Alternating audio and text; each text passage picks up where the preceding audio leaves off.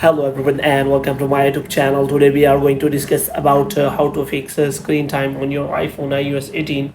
For example, if you have recently installed the latest version of iOS on your iPhone and after that you try to access your screen time on your iPhone, then you are facing the error related to that.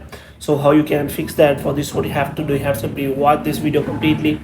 So first of all, you have to simply make sure that you are connected to a proper Wi-Fi or internet connection.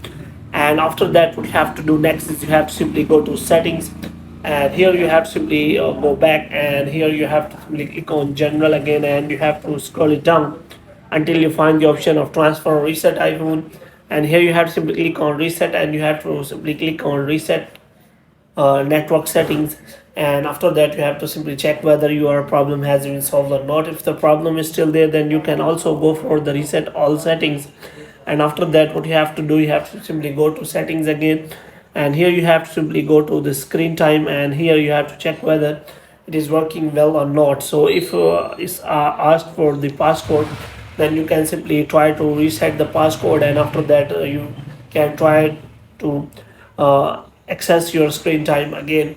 So here you can simply click on turn off web and app activity.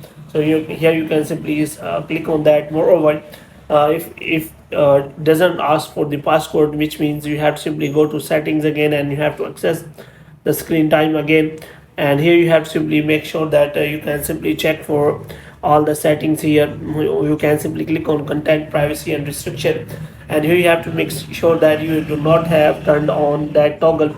If you have turned on, then you have to simply turn it off again so that your screen time can work properly.